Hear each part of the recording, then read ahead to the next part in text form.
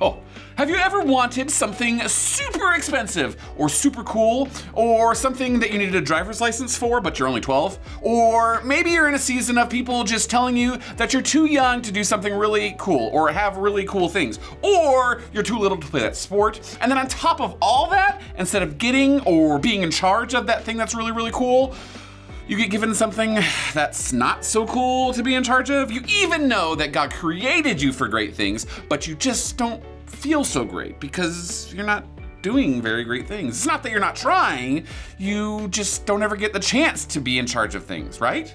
Well, we're gonna look at what the Bible says about being faithful with little things so that you can show that you can be faithful with big things. And by big, I mean really cool, awesome, fantastic, stupendous, and amazing things. Now, the best way to show how to be faithful with big things is by telling a story with my littlest friends, Legos. Now, Jesus was sharing some lessons with some of his friends.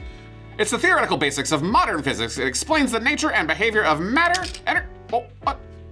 Anyways, so back to what I was saying. It's the theoretical basis of modern physics. It explains the nature and behavior of matter, energy, and on an atomic and subatomic level. Well, actually, that wasn't it. He was teaching using parables. Now remember, a parable is a story about something or someone that teaches us about something else. Jesus used these all the time. Luke tells us, hello, about the parable of the shrewd manager. I'm so shrewd. It says, whoever can be trusted with very little, there you go, hooray, can also be trusted with much. Woo, awesome. But this isn't a story about the shrewd manager, Luke, oh, you really threw a wrench in my plans, or Jesus, or anything else. It's about David. Hey, I'm David. Now, David was anointed king by Samuel, the prophet. I am worthy. He was a giant killer, a mighty warrior. I am worthy. A psalmist. Baby shark, bum, bum, bum, bum, bum, bum, baby shark, bum, bum, bum, bum, bum, baby shark. An incredible friend. Hey, thanks, pal. And a father to wise children. Hey, Solomon, where are your temples located? At the side of my head. And he was called a man after God's own heart. His heart, there it is. But before that, he was just a boy.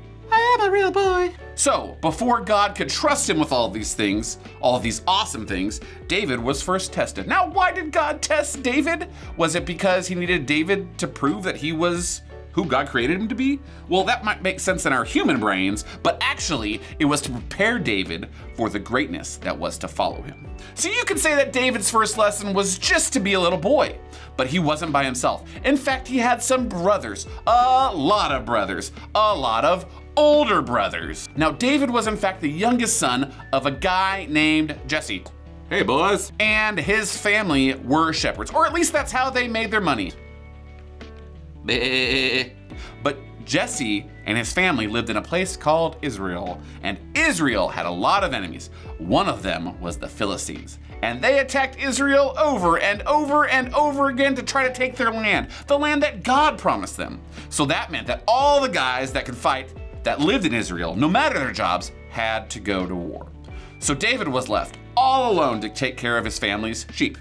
No, don't you do it, don't. Antonio! Now, a lot goes into being a shepherd. You have to know each sheep and know their needs and know the sheep's habits and the attitudes. So this was a pretty big responsibility for David, but he had learned how to do his chores and take care of things around the house, so his father trusted him with this responsibility. Little David, all alone, anything could happen, like a lion attack. Okay, but these things actually happened. David ran down the lion who stole the sheep. Hey, give me that, took him back, and bumped him on the head. Then one day, he was tending his flock. Hi, I'm David, attending my flock. And he was told to bring lunch to his brothers at the battlefield. Now, David had been faithful with his chores. He'd also been faithful with being a shepherd. And of course, he would be faithful with this. So he packed up a picnic and strolled on out to the army camp. When he got there, there was a giant Philistine talking smack. Talking some smack. He was saying that no one could beat him because he was so big and so strong. All of this was true, but David knew that he served a mighty God, and he was faithful in that knowledge, and he lived it out. He may not have been good enough to do his chores, assigned to him when he was a little boy. He may not have been old enough to shepherd a whole flock. He may not have been strong enough to kill a bear.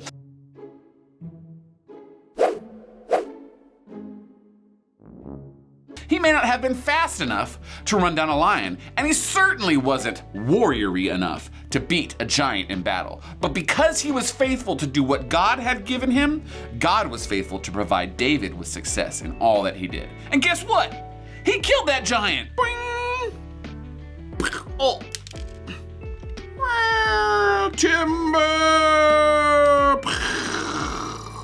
So after he killed the giant, he was invited to the palace, and he served faithfully there too. In fact, he was a musician. Baby shark, bum, bum, bum, bum, bum. Baby shark, bum, bum, bum, bum, bum. Oh, sorry. And then he was so faithful that he ended up becoming king. I'm David, and I'm the king of Israel now. So, just like David, you've been anointed to do great things. And if you're faithful with even the chores in your life, watch how more and more will be given to you. You're a king. You're a queen. And we all know the greatest king, Jesus, was the greatest servant. So just like Jesus and just like David, go and serve faithfully.